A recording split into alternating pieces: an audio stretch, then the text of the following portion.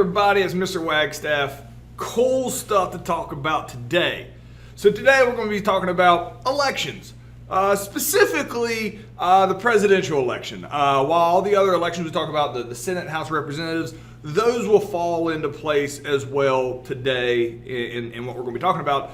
The presidential election follows the same format as the other ones, plus a whole bunch of extra stuff. So we're going to talk about today the different types of elections that take place, when they take place, and we're going to spend some time on the presidential election because while we have said in the past, the president is in no way like a dictator or like complete total control over the United States society in any way, shape, or form. He or she has the most power of any other individual person in the federal government by far. All right, they don't have complete power because they still have to work with everybody else because there's a lot of other people. But the reason the president is so important is it's the only person that the United States population as a whole, that position that everybody votes for. So while we're a representative democracy and you vote for representatives of you, the only person in the federal government that represents all the people is the president. So the election of the president has a whole bunch of different rules on it as well. So we're going to talk about the election process today, and we'll go down the rabbit hole here of how the president election is different than the other ones. I think you're going to like this. All right, let's get started. So there's really three different types of elections here. Or you know what, we're even going to simplify it even further. We're going to say there's two types of elections, all right? And then we'll talk about the partisan and nonpartisan elections and how that works. All right, so we're talking about federal level here, national elections. Let's start with talking about the general election. The general election is the most popular one. Unless you're like already into politics or familiar with it, pretty much whenever you hear there is an election, like here comes the election, they'll be talking about like, you know, a year in advance, the election on November or whatever it is.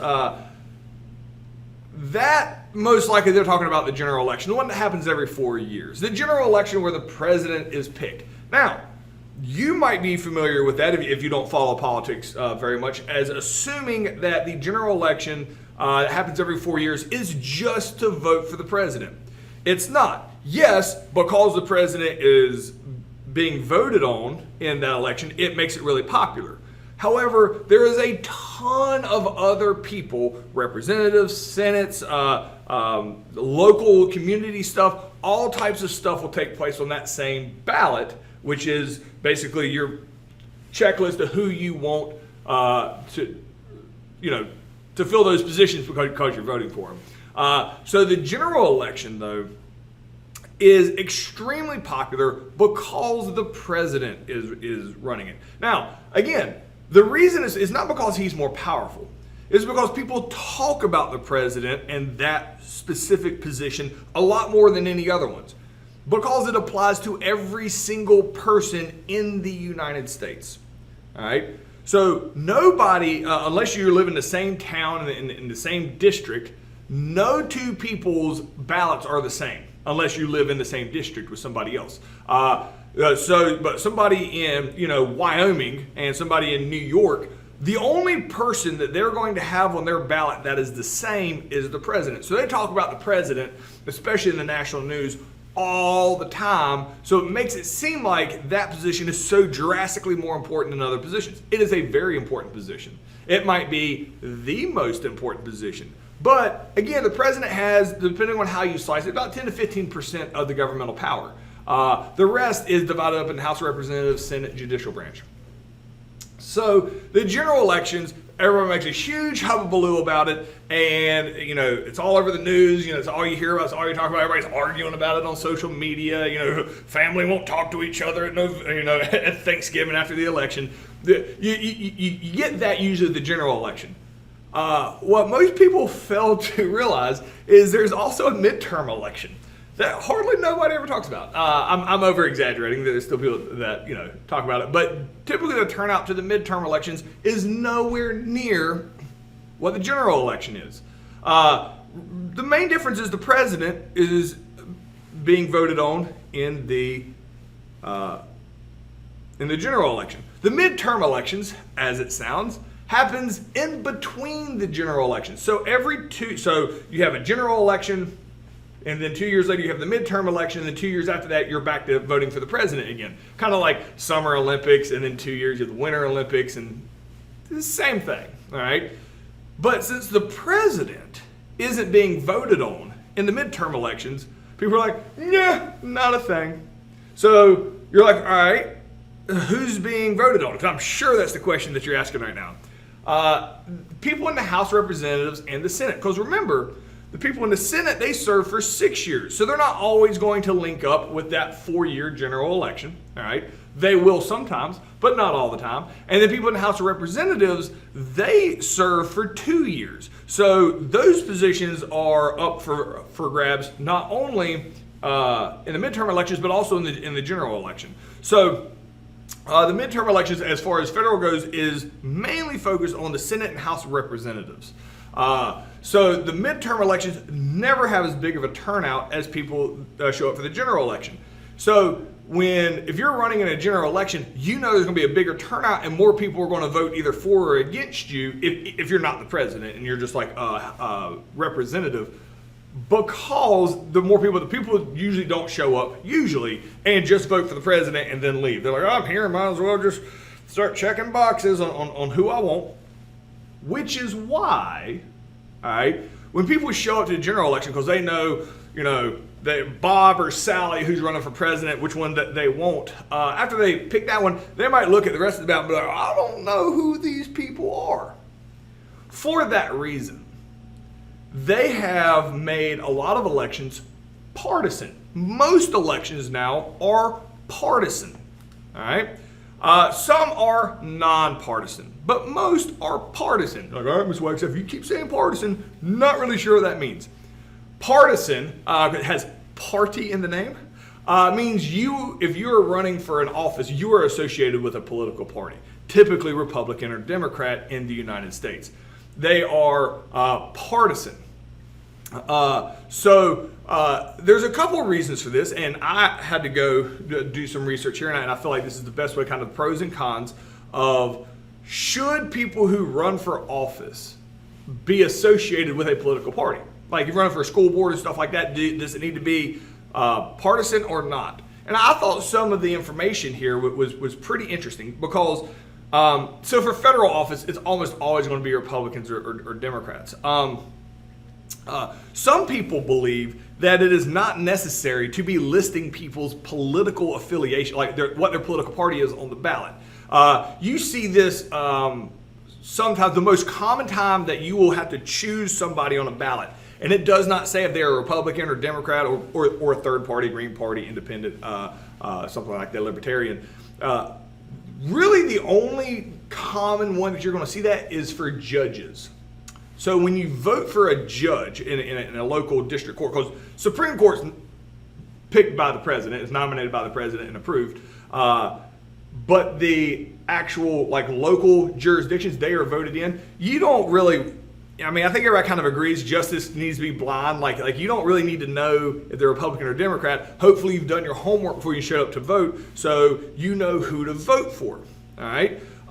So people who don't think you should have your political party listed on the ballot really thinks that support that thing's irrelevant to the service. If you're a judge, it shouldn't matter. Or if you're a dog catcher, or if you're whatever you're a sheriff or something like that. A lot of people think that you should not have the political party associated because it's irrelevant whether or not you can be a good sheriff or not, whether you're a Republican, Democrat, back and forth in theory. Those would be proponents of the nonpartisan ballots. It makes sense until I looked up some research, and this is kind of crazy. I did not know this until I was prepping this lesson. That when you don't put a political party there, historically, and hopefully times are changing, and this isn't as common, voters typically just pick the name they like the most.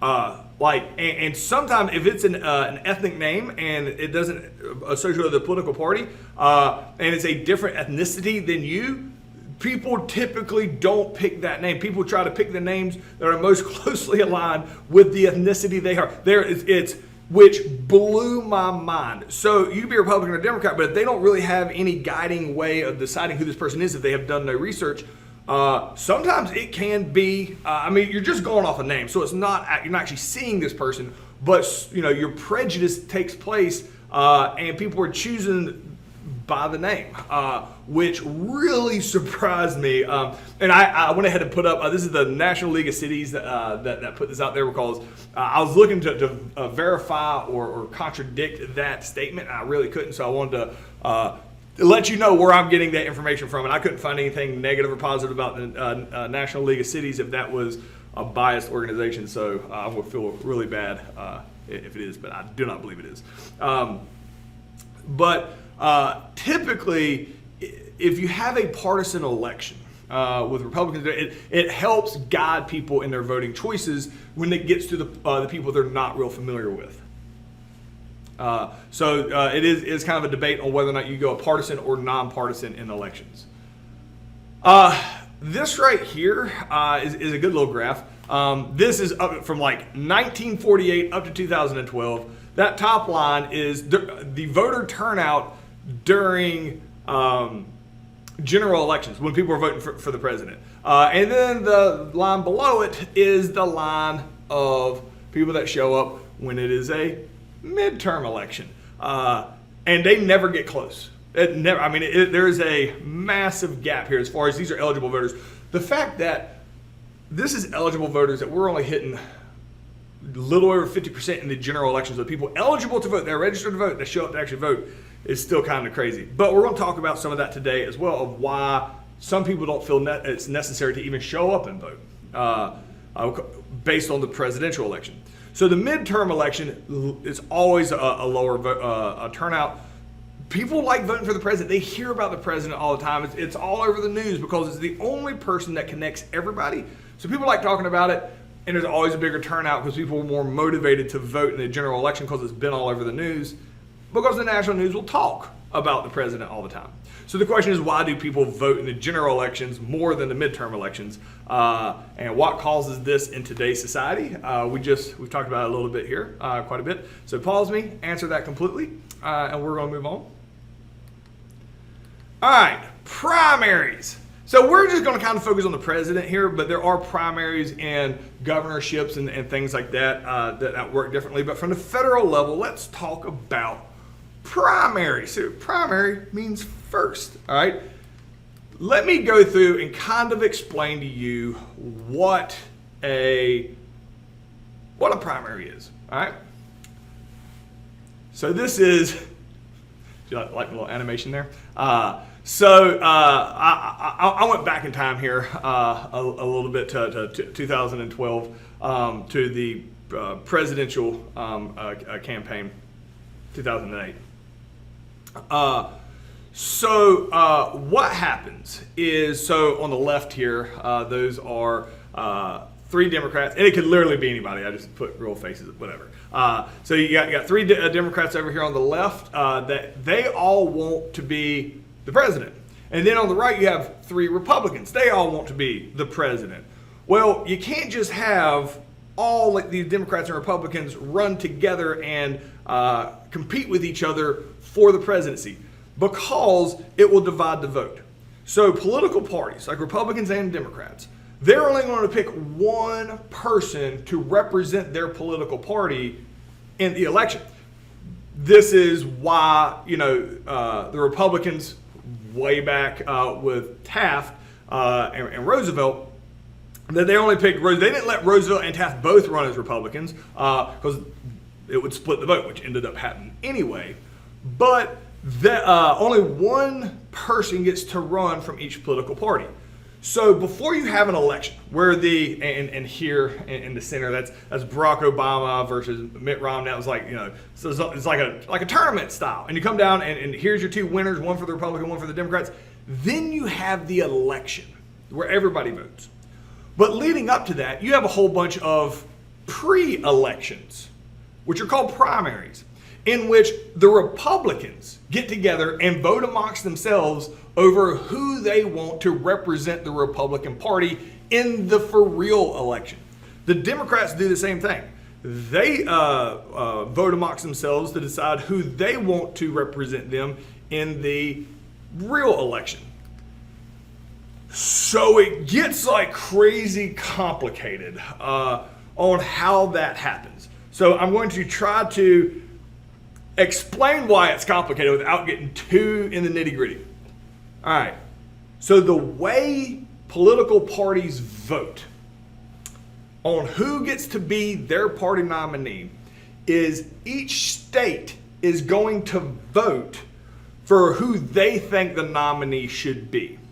So literally, and it happens on different dates, like they will bump around the candidates as a group of, like all the Republican candidates, they go from state to state to state to state, having mini election. And generally speaking, I'm being very general here, so when there's an election in the state for who gets to be, say, the Republican nominee, a lot of states say the only people who can vote for the Republican nominees are people who are registered Republicans. Because you don't want all the Democrats coming over and voting for the Republican Party, and then like messing up so only Republicans get to vote for Republicans, and when Democrats are doing the same thing in their state, only Democrats get to vote for the president. That's how it would be real simple to explain that that's how it was everywhere, and it's not, and that's what this graph is. Different states have different ideas. Some states, it's closed. I say in the blue color, it's 4 different shades of blue. Closed means Republicans only can vote for the Republican nomination. Democrats vote for the Democrats nomination. So open, which is less likely, means you can vote for anyone that you want. Hybrid usually means that Republicans can vote for Republicans, Democrats can vote for Democrats. If you're an independent, means you're not associated. You can vote in one of them, but not the other.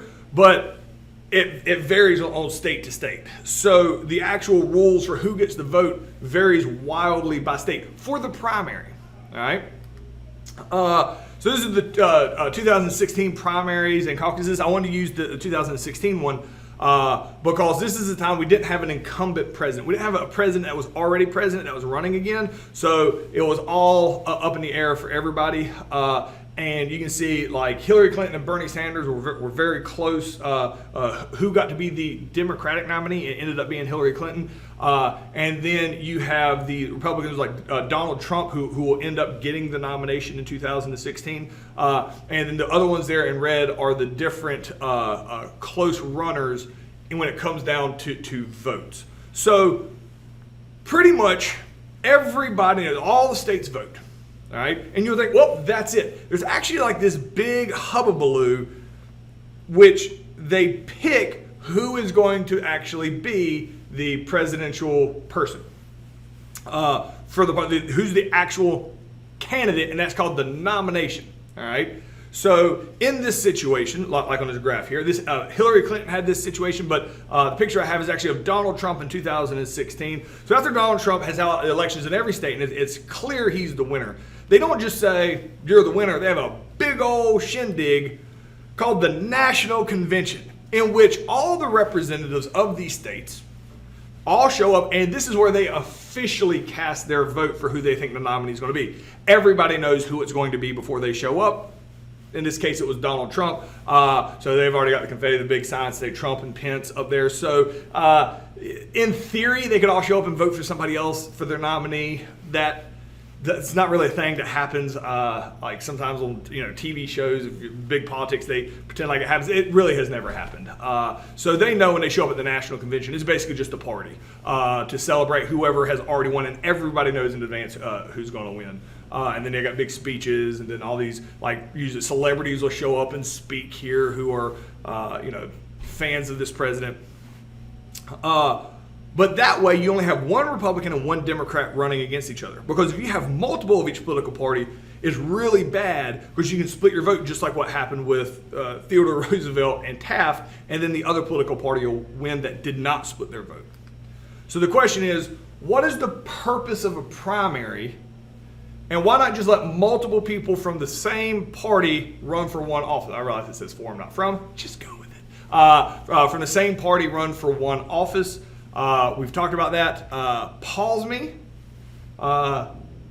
Answer that in complete sentences, and we're going to move on. All right. The Electoral College debate. There's a whole separate, so when it comes time for voting, all right, voting for the president is different than any other election. So in the general election, you have the president at the top of the ballot. So usually the first name that you vote for. Who do you want? And then you have all these other people down here. All of the ones at the bottom are generally, it's a popular vote. Whoever gets the most votes from here down wins the election. The president doesn't work like that. And it's crazy. It's crazy. So here's the map of 2016, because we've been talking about some about Hillary Clinton and Donald Trump. Donald Trump wins in 2016. The states here in red are the states that Donald Trump won. The states in blue are the states that Hillary Clinton won. So the Electoral College, basically, let's take North Carolina here for an example, which has 15 votes there. Say Donald Trump won 51% of the vote and Hillary Clinton won 49% of the vote. Since Donald Trump won the most in North Carolina gets to cast 15 votes in the Electoral College, the only thing that matters. Since Donald Trump won North Carolina, Donald Trump gets all 15 votes. Those votes, which are based on population, are the only votes that matter. It's a winner take all in each state. Completely different than any other election. So this, if you added it all up, it's 435. It's 438 electoral votes. 435 was the same number as the House of Representatives. That's how they get their number, and then 3 for Washington D.C. so that they can vote, which has been an amendment. So basically, what you need, you got to win more states. All right. Once you get 270 of these votes, because each state has a different amount of votes. If you barely win the state, you get all their votes of the electoral vote, the Electoral College votes. You need 270, and there's, with math, you can't be beat at that point. What's interesting about this, Donald Trump won 306 at 232 and won 2016 in a landslide with the Electoral College. But, this is crazy, millions of more people in America voted for Hillary Clinton than voted for Donald Trump in 2016. Yet Donald Trump won, and he won fair and square. That's how it works out. People were really upset by this. So whenever something like this happens, where somebody loses the popular vote, but they win the election, people are like, it's rigged. It's not. It's actually set up like this in the Constitution. So the way that works out is like California. Say Hillary Clinton won California, but she won with like 100% of the vote. Well, the states that Donald Trump won, he barely won those states, but it all comes down to who can win the most states. Based on the way it is set up, Donald Trump won. But people get worked up over the Electoral College, and they're like, why is does this even exist? Well, the Founding Fathers, when they wrote the Constitution, because this is in the Constitution, the Electoral College, it's a check and balance. You're like, yay, checks and balances are good. It's a check and balance on the American people. They didn't really trust the people. They wanted to have one final say-so. Because in theory, if everybody voted for candidate A in, we'll say, Georgia, that has 16 votes. If everybody voted for candidate A in Georgia, but Georgia's like, candidate A is kind of a psycho. Legally, in theory, they can actually vote for candidate B, the Electoral College, and go against the wishes of the people. That has never happened. That will probably never happen. I can't imagine a situation where that would happen. But hopefully, since I'm recording this doesn't like make me look dumb. Like, it'll never happen. And then it's like, look how dumb Mr. Wagstaff is. But it is set up that way so that the smart people that cast these final electoral votes can have a check and balance on, the super dumb populace, which was kind of the idea when they wrote the Constitution. They're like, just in case people get crazy. And they don't want people to go elect like the son of King George, after the Revolutionary War. So this was their logic. but it still exists today. And a lot of people are like, it's clearly, we are a much more educated society today, even though you have to argue with people that the earth isn't flat. We are a much more educated society today than we were in the 1700s. So people make the argument that we should get rid of the Electoral College.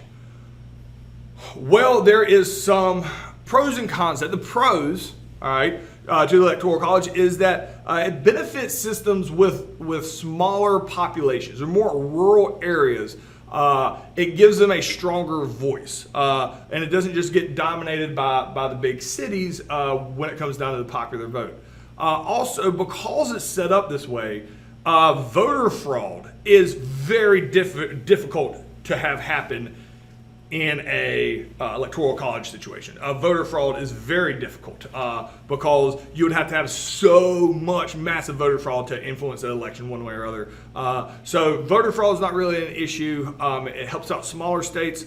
Some of the cons, really the biggest one, and here they talk about it helps certain political parties, this or that. The biggest issue that I hear commonly about the Electoral College is voter suppression. Say you live in California, which is almost always going to vote when it comes down to the president, Democrat. That's just the political party that they historically have voted for, like 80% or some astronomical number. If you're a Republican in California, and you know like 80% of California is voting Democrat for the president, does it even matter if you vote?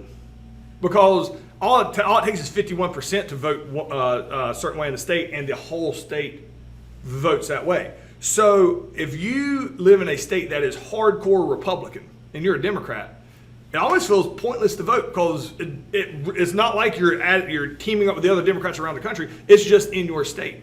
So states that always tend to very heavily vote in one favor or the other, if you live in that state and you have a different party affiliation, it really, takes the wind out of your sails. There's really no point in voting. Even if you support that same political party, if you know your vote's going to go that way or your state's going to go, what's the point of going and standing in line at a polling place or going out of your way to get a mail-in ballot or any of these things if you know it's already like a predetermined outcome? So the belief is if there was not an electoral college, everybody would feel like their vote counts more individually since you're like merging with the entire country, and that it would increase voter turnout. But at the same time, that would require a constitutional amendment. The reason that probably won't happen, and this is purely Mr. Wagstaff's opinion, and since this is a video and it will last forever, I will probably look really dumb at some point by saying this, but I'm going to say it anyway. The reason I don't think it'll happen is you have to have support by Congress and the elected people and the president. You have to have that support to make an amendment to the Constitution. Whoever the current president is benefited from the Electoral College. So, because that's why they are the president. Why would they turn against the Electoral College on top of everything else? And the president is a very influential person in society. And I just want to throw this up here as we finish today. See this map? You see this a lot. This is the election of, I believe this is 2016. The blue areas are who voted Democrat. The red areas are the areas that voted Republican. There's vastly more there are millions more votes for Democrats than there were Republican here. And you're like, oh, more red on that map than blue. The little areas are counties.